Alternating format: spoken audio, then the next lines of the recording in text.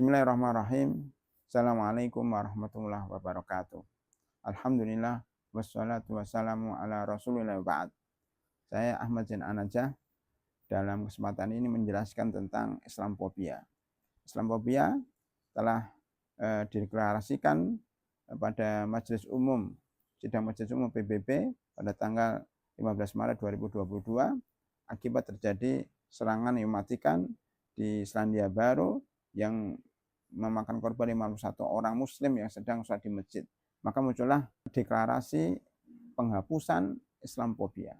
Menurut saya pribadi bahwa Islamofobia ini disebabkan oleh 3 hal.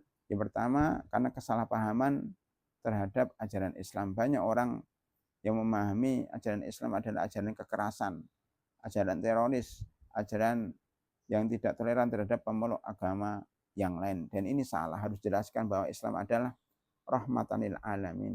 Islam membawa rahmat bagi alam semesta. Bagaimana Nabi Muhammad SAW ketika diutus ke Jazirah Arab, kemudian menaklukkan kota Mekah, penduduknya diampuni oleh Rasulullah SAW.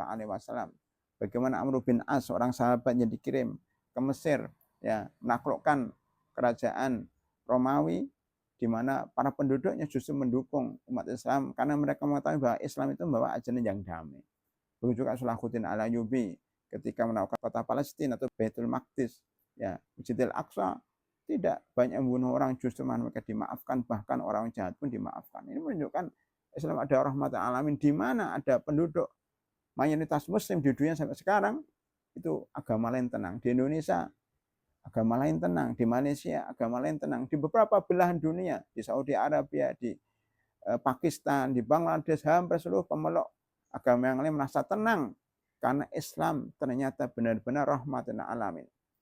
Itu penyebab pertama, kesalahpaham terhadap ajaran Islam. Maka solusinya adalah menjelaskan tentang keindahan ajaran Islam. Yang kedua, penyebabnya adalah karena perbuatan oknum-oknum kaum muslimin yang mungkin mereka kurang paham terhadap Islam, sehingga mereka melakukan kekerasan, melakukan pengeboman, melakukan pembunuhan yang tidak legal di antara umat manusia yang ada ini.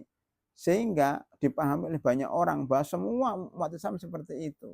Ini yang menyebabkan umat lain salah paham terhadap Islam. Padahal itu hanya segelintir orang yang tidak paham Islam sehingga melakukan kekerasan. Tidak boleh dipukul rata. Ya. Maka harus dijelaskan kepada mereka bahwa ini bukan mewakili Islam. Yang ketiga, penyebab Islamofobia adalah karena kedengkian, karena permusuhan yang dilakukan oleh orang-orang Barat, terutama orang Yahudi yang disebutkan di dalam surat Al-Maidah, "Latajidanna asaddan nasi adawatan lil ladzina amanu yahuda wal ladzina asyraku." Jadi ada orang-orang yang memang orang khusus, ya, bukan pengikut Yahudi secara umum, tapi orang-orang khusus, ya.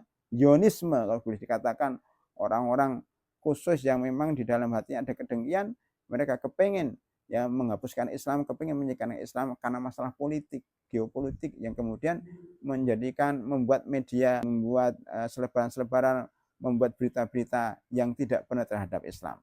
Maka harus kita jelaskan, kita luruskan pendapat-pendapat itu, dan kemudian harus kita lawan politik-politik yang kotor, yang kepengen menguasai umat Islam dan ingin melemahkan umat Islam.